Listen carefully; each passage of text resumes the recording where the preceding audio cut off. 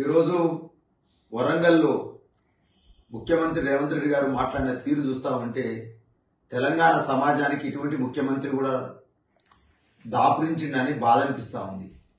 ఒక పద్యం గుర్తొస్తా ఉంది.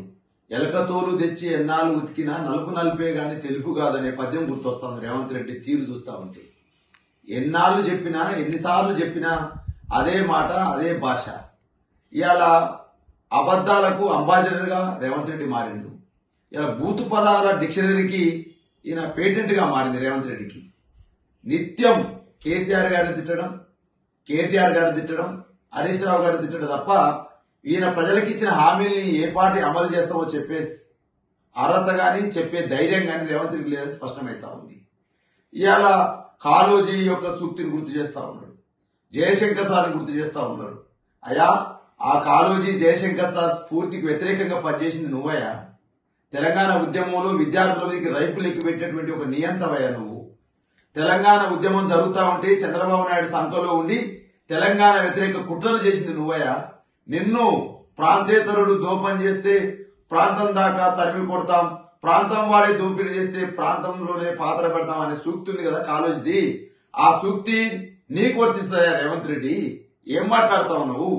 ఒక తెలంగాణ రాష్ట్రాన్ని సాధించిన స్వాప్నికుని కేసీఆర్ పట్టుకొని ఇష్టం వచ్చినట్టు మళ్ళీ వరంగల్లో మాట్లాడతావా? కాళోజీ బాధపడతాడా నీ మాటలు వింటే? జయశంకర్ సార్ తెలంగాణ సిద్ధాంతకర్త అని మాట్లాడుతావు, తెలంగాణ సిద్ధాంతకర్త బాధపడతాడా? ఏం మాట్లాడతావు నువ్వు? పివి నరసింహారావు లాంటి పుణ్యమూర్తి పుట్టినటువంటి గడ్డ మీద ఏం మాట్లాడుతున్నావు రేవంత్ రెడ్డి? నీ నోరుకు అదుపు లేదా రేవంత్ రెడ్డి? ఊసర వెళ్లే సిగ్గుపడదట. ఒకనాడు తెలంగాణ బలిదేవత అన్న సోనియా గాంధీని ఇలా తెలంగాణ తల్లి అంటావు నువ్వు. అయ్యో, నేనే రంగులు మారుస్తా కదా, నాకంటే ఎక్కువ రంగులు మార్చే రేవంత్ రెడ్డి పవర్ కోసం తెలంగాణలో ఉన్నాడని చెప్పేసి ఊసర వెళ్లే సిగ్గుపడుతుంది కదా రేవంత్ రెడ్డి.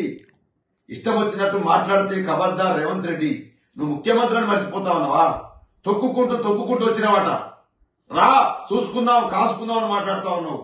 నువ్వేమైనా బాడీ బిల్డింగ్ అసోసియేషన్ కి భారతదేశ అధ్యక్షుడు నువ్వేమన్నా? లేకపోతే ఏమన్నా ఆటల పోటీలు నిర్వహిస్తా ఉన్నావు? ముఖ్యమంత్రి పదవి నిర్వహిస్తా ఉన్నావు నువ్వు. రా చూసుకుందాం, తొక్కుకుంటా పోతా, పండబెట్టి తొక్కుతా, ఈడ్చుకుంటా పోతా. ఏం మాట్లాడుతున్నావు రేవంత్ రెడ్డి? నీ భాష ఏంది? నీ హవాల శైలి ఏంది? ఏమన్నా అధిష్టానం ఏమైనా అక్షింతలు పెట్టిందా? మహారాష్ట్రలో నువ్వు పోయినప్పుడు ఓటు రాదలేవా? నీ వల్ల ఏమైనా కాంగ్రెస్ పార్టీకి నష్టం జరుగుతుందని చెప్పి అధిష్టానం ఏమైనా తలంటి చేసిందా?